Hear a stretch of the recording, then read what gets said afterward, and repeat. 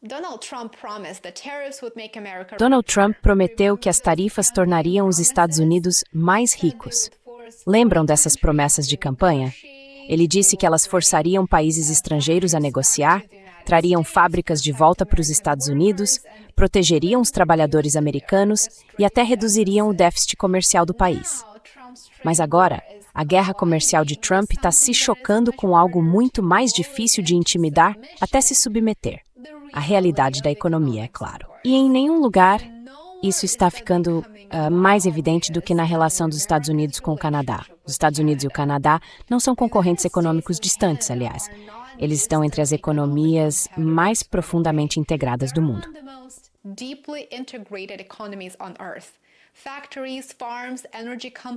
Fábricas, fazendas, empresas de energia, montadoras e fornecedores passaram décadas construindo cadeias de suprimentos transfronteiriças. E agora Washington está deliberadamente colocando esse sistema sob enorme pressão. Em 22 de agosto, o governo Trump impôs uma tarifa de 50% sobre cerca de 20 bilhões de dólares em produtos canadenses, depois que as negociações comerciais entre Washington e Ottawa fracassaram. O Canadá já respondeu. Em 25 de agosto, Ottawa anunciou cerca de 27,6 bilhões de dólares canadenses, quase 20 bilhões de dólares americanos, em tarifas retaliatórias sobre produtos dos Estados Unidos, abrangendo mais de 700 categorias de mercadorias. As medidas incluem tarifas que variam de 15% a 50% sobre produtos como aço, alumínio, móveis, roupas, eletrodomésticos, eletrônicos, frutos do mar e outros bens.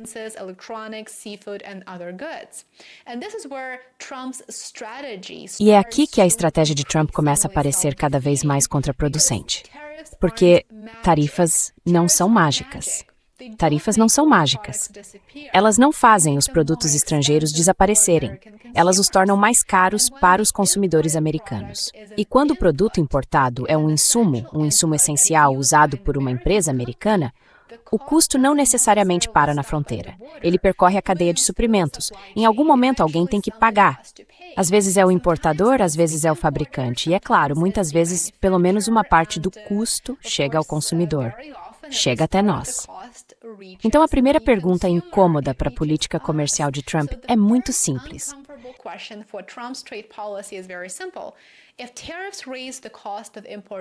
Se as tarifas elevam o custo de bens e insumos importados, como exatamente isso torna os consumidores americanos mais ricos? Por favor, explique.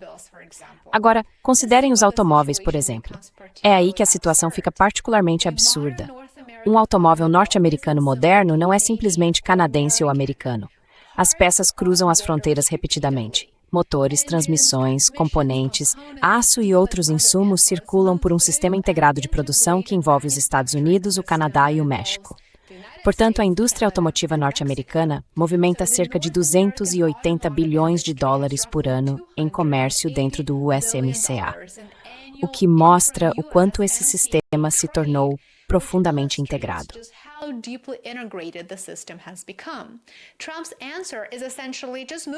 A resposta de Trump é basicamente, simplesmente transferir a produção para os Estados Unidos. Mas isso é mais fácil falar do que fazer.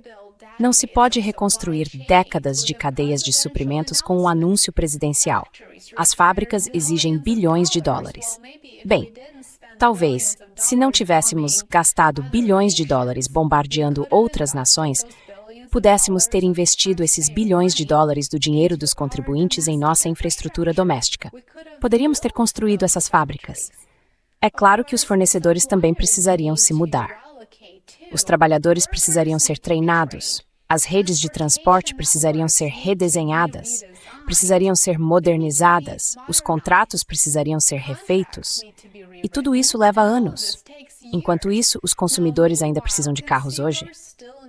E é por isso que a ameaça de Trump de impor tarifas de 50% sobre automóveis, caminhões e autopeças canadenses, a partir de 1º de janeiro de 2027, poderia criar um problema especialmente grave.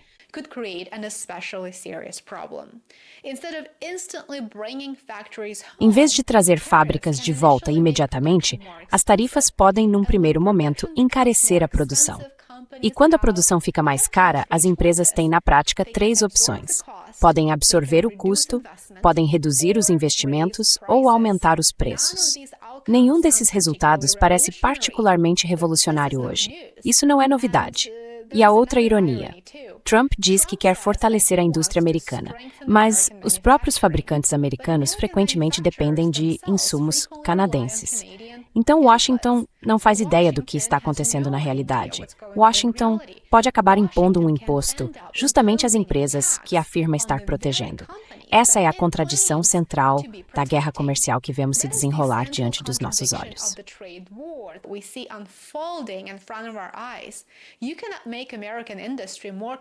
Não se pode tornar a indústria americana mais competitiva simplesmente encarecendo seus insumos. Não é assim que a realidade funciona. Agora, vamos olhar para o Canadá. O Canadá certamente tem mais a perder numa guerra comercial prolongada do que os Estados Unidos, porque depende muito mais do mercado americano. Mas isso não significa que o Canadá não tem alternativas. Na verdade, algo potencialmente importante já começou a acontecer. O comércio do Canadá com os Estados Unidos caiu em 2025, em meio às tarifas e à incerteza da política comercial, enquanto as exportações canadenses para mercados fora dos Estados Unidos aumentaram. Veja, os países estão procurando alternativas por causa das políticas agressivas de Washington. E sabe de uma coisa? Estão encontrando alternativas melhores.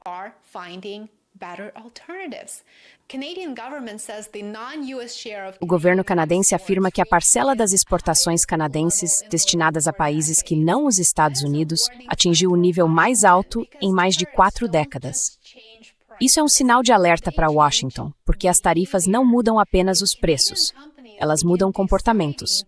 Se empresas canadenses começarem a concluir que depender quase exclusivamente do mercado americano é arriscado demais, elas vão procurar outros mercados. Se consumidores canadenses começarem a escolher deliberadamente produtos canadenses em vez de americanos, os exportadores dos Estados Unidos perdem participação de mercado.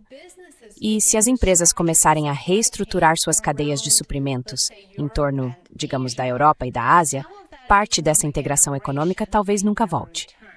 Em outras palavras, Trump pode estar tentando tornar os Estados Unidos menos dependentes do Canadá e, ao mesmo tempo, incentiva o Canadá a se tornar menos dependente dos Estados Unidos.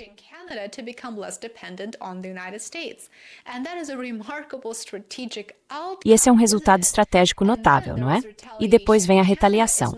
O Canadá não está impondo tarifas porque quer que os produtos americanos fiquem mais caros. Está fazendo isso porque a retaliação é a resposta tradicional às tarifas. Washington impõe uma tarifa e o Canadá retalia. Basicamente é essa a história. Exportadores americanos perdem acesso e Washington reage de novo. É um ciclo vicioso. E, de repente, os dois países estão taxando as economias um do outro. É assim que uma disputa comercial vira uma guerra comercial. E é exatamente isso que estamos vendo agora. As consequências podem ir muito além do Canadá, é claro.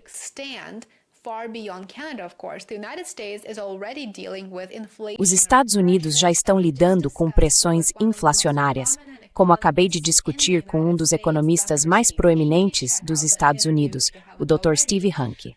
Assista a entrevista se ainda não assistiu. Adicionar outra camada de tarifas pode aumentar os custos justamente no momento em que os formuladores de políticas estão tentando evitar que a inflação se enraize. Analistas alertaram que novas tensões comerciais entre os Estados Unidos e o Canadá podem complicar as perspectivas para a inflação aqui nos Estados Unidos e também interromper cadeias de suprimentos. E aqui está a questão maior. A própria incerteza tem um custo econômico. As empresas não se preocupam apenas com as tarifas de hoje. Elas se preocupam em saber se a tarifa ainda vai existir. Digamos, daqui a 6 meses, daqui a 12 meses.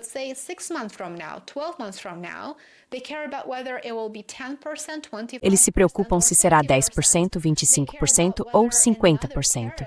Se preocupam se outra tarifa será anunciada de repente do nada pelo governo Trump sobre um produto diferente. E certamente se preocupam se devem construir uma fábrica, digamos, em Michigan, Ontário ou México. Em outras palavras, as decisões de investimento se tornam muito, muito difíceis. E quando fica mais difícil tomar decisões de investimento, quando se torna praticamente impossível defini-las, o crescimento econômico sofre. É por isso que a guerra comercial de Trump merece ser julgada hoje não pelo quão agressivo soa o anúncio de tarifas, mas pelo que ela realmente realiza. Ela reduz os preços para os consumidores? Aumenta a produtividade?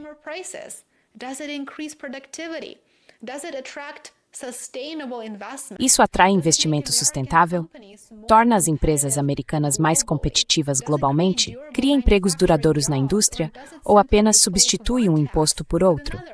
Porque há uma diferença fundamental entre proteger temporariamente uma indústria e tornar essa indústria competitiva. A proteção pode blindar uma empresa da concorrência, mas não necessariamente a torna mais produtiva. E se a proteção se torna permanente, as empresas podem passar a depender dela. Esse é o perigo da estratégia de Trump. Os Estados Unidos têm um poder econômico enorme, têm o maior mercado consumidor do mundo, têm mercados de capitais profundos, enormes vantagens tecnológicas e, claro, uma tremenda influência geopolítica. Washington não precisa destruir sua relação com o Canadá para exercer esse poder.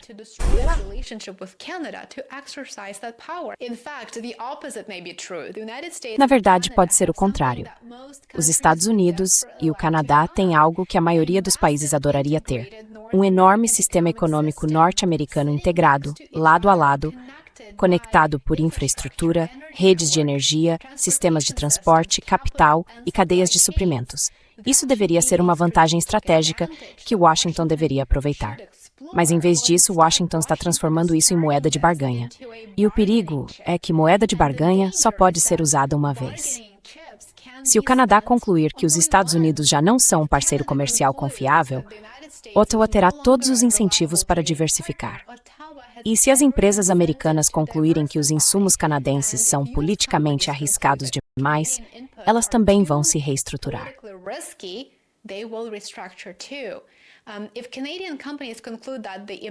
Se as empresas canadenses concluírem que o mercado americano pode, de repente, ser fechado por decreto presidencial, elas vão procurar outros clientes. E claro, se todas essas coisas acontecerem ao mesmo tempo, a relação econômica que levou décadas e décadas para ser construída pode começar a se desfazer. Esse é o verdadeiro custo da guerra comercial de Trump. Não é simplesmente o preço de um produto canadense numa loja dos Estados Unidos. É a possibilidade de Washington estar destruindo uma das maiores vantagens econômicas que possui em busca de uma estratégia que talvez não entregue o que promete. Trump quer provar que os Estados Unidos têm poder de barganha sobre o Canadá. E certamente tem.